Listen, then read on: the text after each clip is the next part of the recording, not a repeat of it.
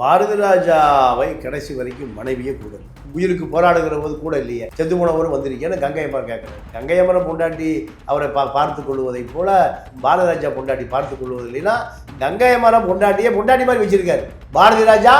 அதுக்கு மேலே நான் வார்த்தை எனக்கு வரல. சொந்த வாழ்க்கை ஃபெயிலியர். ஏன்னா பாரதி ராஜாவுடைய ஃபெயிலியரை மனைவி கூட இல்லை, மகன் இவருக்கு முன்னாடியே இருந்து பல கோடி பணம் இவருக்கு வந்தது. இப்போ அது பணம் எங்கே இருக்குன்னு தெரியலைங்கிறாங்க. இவர்களை பொறுத்த வரைக்கும் தனி மனித ஒழுக்கம் என்பது 1% கொடுக்கும். எந்த பொம்பளை இருப்பான்? தனி மனித இறந்துட்டார், நம்ம சிறுமைப்படுத்துவதல்ல, பேசித்தான் ஆகணும். ஏன்னா இது மற்றவர்களுக்கு ஒரு உதாரணமாக இருக்கும். இளையராஜா பொண்டாட்டி அவர் கூட இல்லையா நம்ம ஜீவா? ஒருவர் கேட்குறான், எனக்கு உங்கள் நண்பர் அவன் செத்து போயிட்டான் பாலு, என்னத்தை போய் சொல்ல, நீ மனுஷன் நீ. மகன் இறந்து போயிட்டான். அந்த அறுவை சிகிச்சையே தேவையில்லாத அறுவை சிகிச்சை. யாருக்கு? மகனுக்கு. அந்த அறுவை சிகிச்சையை சரியாக பார்ப்பதற்கு இவரும் தவறிட்டார், அவர் குடும்பமும் தவறி. அந்த அறுவை சிகிச்சையை அவர் உயிர் போவதற்கு அதுதான் காரணம். நீ இவர் லெஜெண்டு, உனக்கு ஒரு மருத்துவ குழு நண்பர் இருக்க வேண்டாம், ஒரு பயம் இல்லை. பாரதி ராஜாவுடைய அந்த நல்லடக்கம் டைமில் பார்த்தீங்கன்னா அங்கே ஒரு பிரச்சனை வந்திருக்கு. பாரதி ராஜாவுடைய மகள் மனோஜ் அவங்களுடைய ஒய்ஃப் அவங்க பசங்களெல்லாம் வந்து சண்டை போட்டு இங்கே வராதிங்கன்னு சொல்லி சொத்து பிரச்சனைலாம் ஏற்பட்டிருக்கு. எப்படி அந்த இடத்துல ஒரு பிரச்சனை பண்ணுறாங்கன்னா எப்படி பார்க்குறது நம்ம? அதோட இன்னொரு செய்தி, பாரதி ராஜாவை கடைசி வரைக்கும் மனைவியே கூட இல்லை. என்ன காரணம்? நீங்கள் ஒரு கணவனிடமிருந்து மனைவி பிரிகிறான்னு சொன்னால் கணவன் தான் காரணமாக இருக்கு. மனைவி என்றைக்குமே காரணமாக இருக்க மாட்டான்.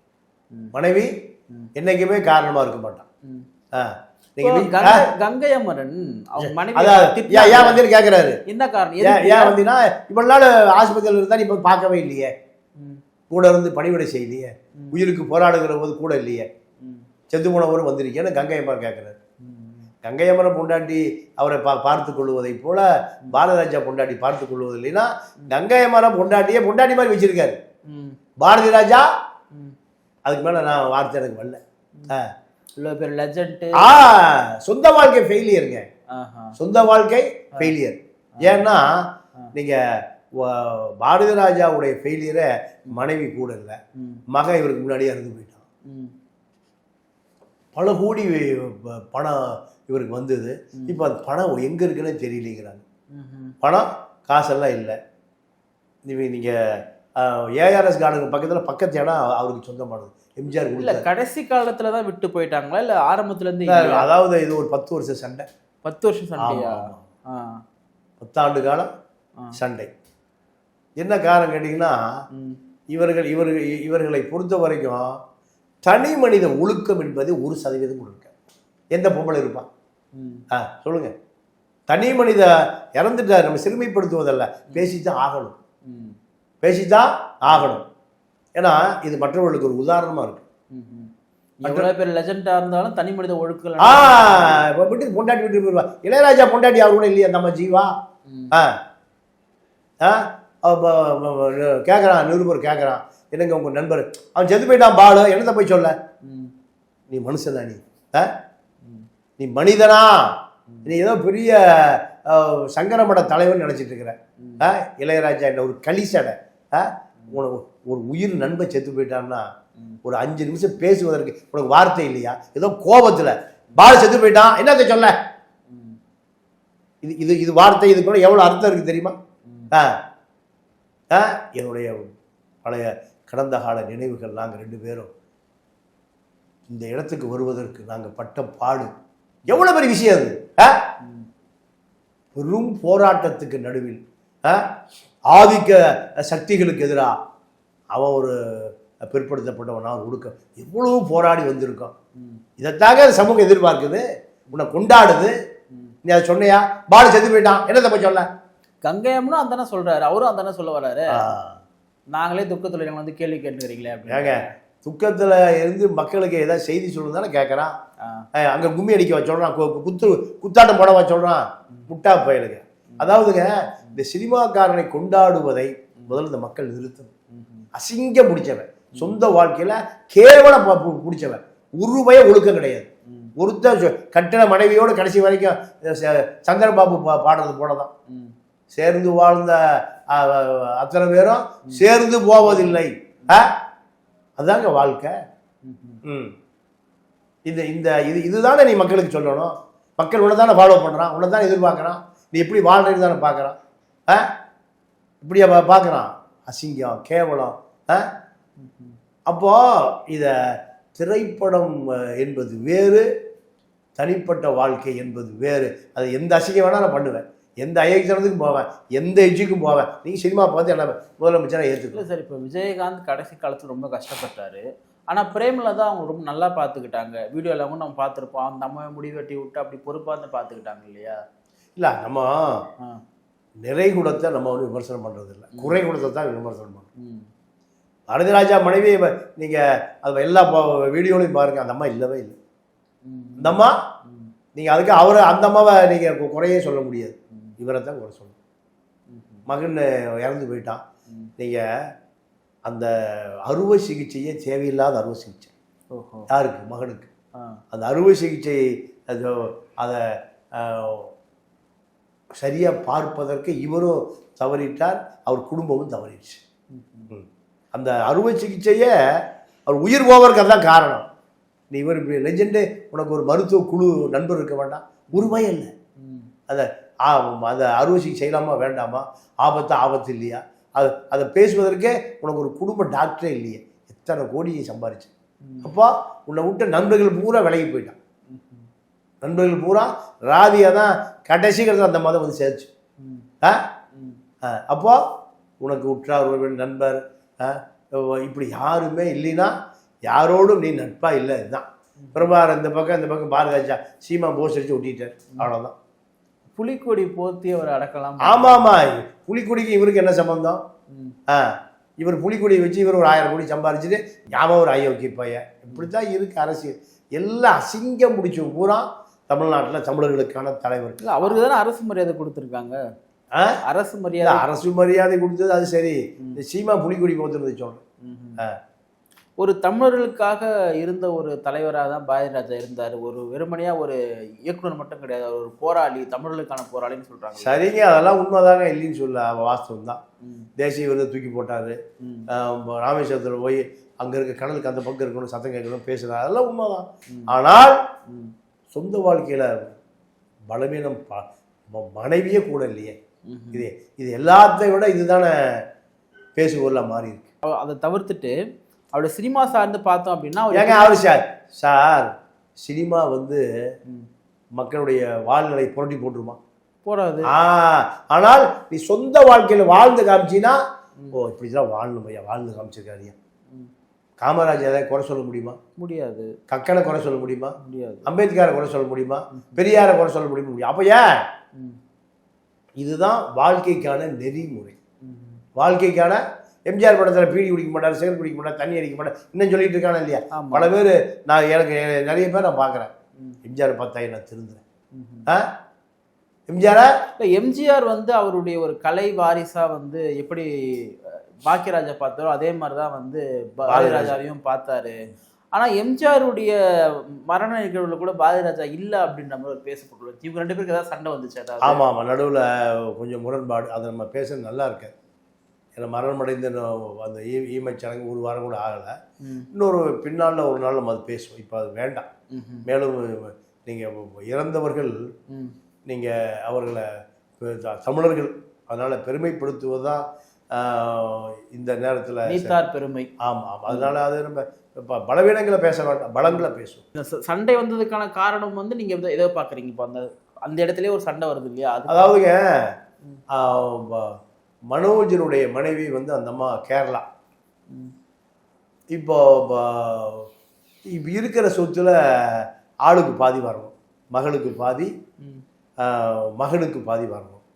இப்போ பாரதிராஜாவுடைய மகள் இந்த குடும்பத்தோட தொடர்பே இல்லை. இந்த குடும்பத்தோட தொடர்பே இல்லை. மனைவி தொடர்பு இல்லை, மகள் தொடர்பு இல்லை. பாரதிராஜாவுடைய வாழ்க்கையில் எவ்வளவு பின்னடைவு பாருங்க.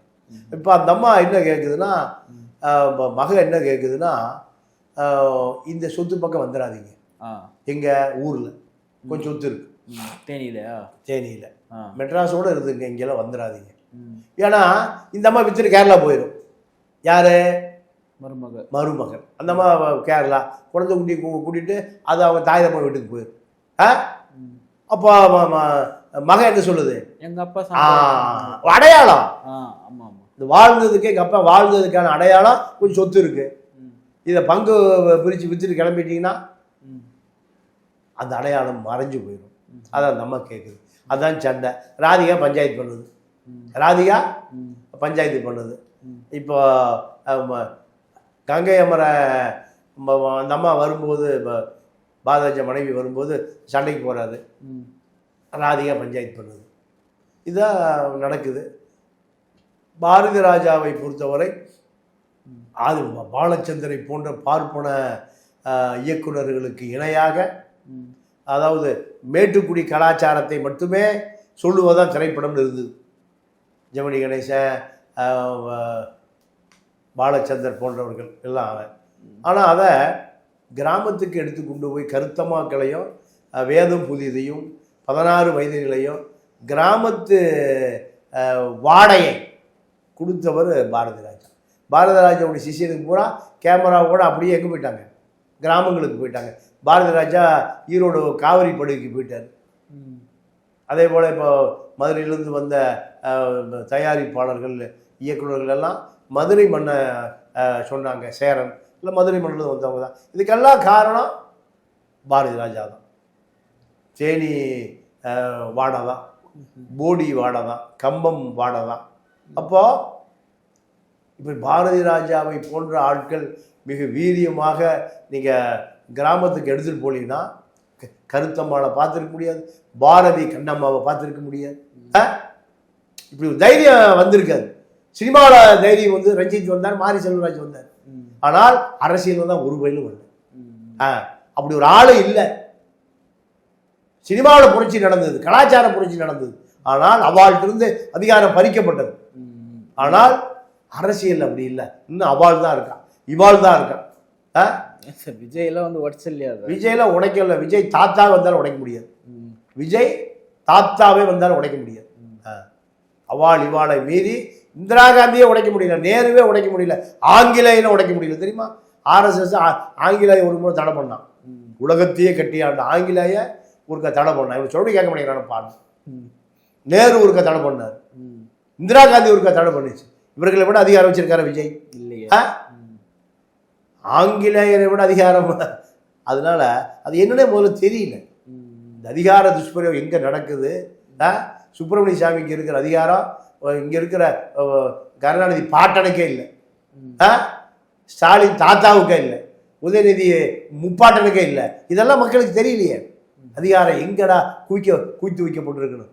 அமித்ஷா பார்த்தா பயப்படுறான், இந்தியாவே பயப்படுத. அமித்ஷாவுக்கு என்ன அதிகாரம்?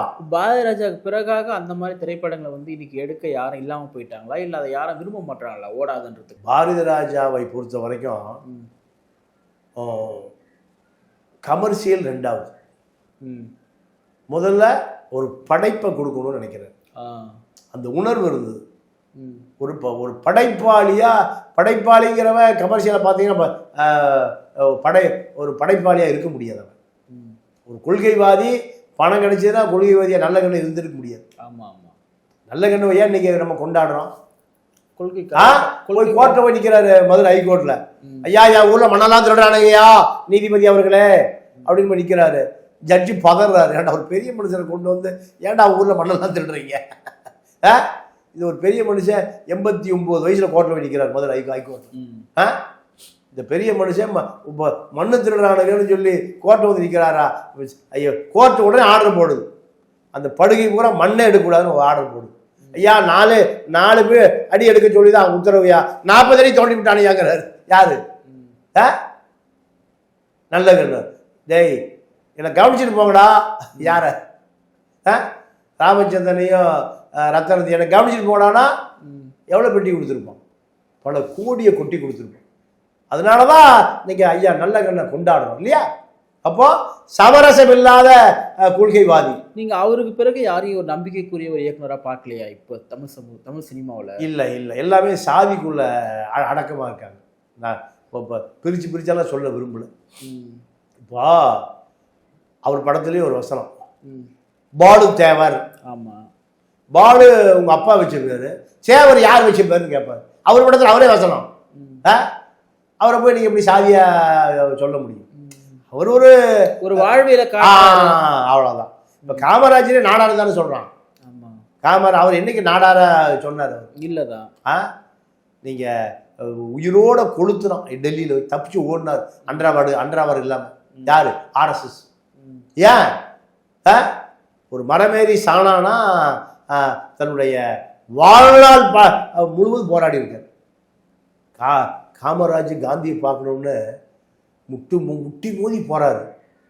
எங்கெல்லாம் இந்த பாப்பா பையனுக்கு விட மாட்டேங்கிறானுங்க. அவரை அறிமுகமாயிட்டாருன்னா பொறுப்பு வந்துடும். காமராஜ் அது பொறுப்பு கொடுத்துருவோம். காந்தி ராஜாஜி பல தடைகள் ஏற்படுத்துறாரு. ஏதோ ரயிலில் ஏறி காந்தி தஞ்சாவூர்லேருந்து திருச்சி ரயிலில் போகிறாரு. போய் ரயில் ஏறிறாரு.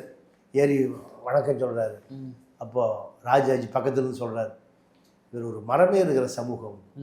அதான் கேட்டார் காந்தி. இவர் சாணா பாய யார் அறிமுகப்படுத்துறா? ராஜா. யார? இவன் ஒரு ஒடுக்கப்பட்ட சாதி, அரிசன். காந்தி சொல்லுவார் அரிஜன் அப்படின்னு சொன்ன உடனேயும் முஞ்சிலாம் வாடி போகுது. யாருக்கு? காமராஜர். இவர் ஒரு தியாகி, ஒரு பச்சை காங்கிரஸ்காரையா அப்படின்னு சொல்லலையே. காமராஜ் என்ன சொல்லியிருக்கணும்? இவன் ஒரு அக்பாருக்கு காங்கிரஸ் தொண்டையானா தட்டி கொடுப்பார். யாரு? காந்தி. இவன் சாணாபாய மறையாளர் கோஷ்டினா அங்கே நில்லு. ஏன்னா அங்கே விட்டாம்புரா சார் பண்ணையார், குன்னங்குள ஐயர், இப்படி இந்த தஞ்சாவூர் பண்ணையார் கூட உட்காந்துருப்பான் இல்லையா காந்தியோட. அப்போ இந்த பையன் மறையாடுற பையன், இவன் ஒரு எஸ்சி பையன் இதுதானே சொல்கிறான்.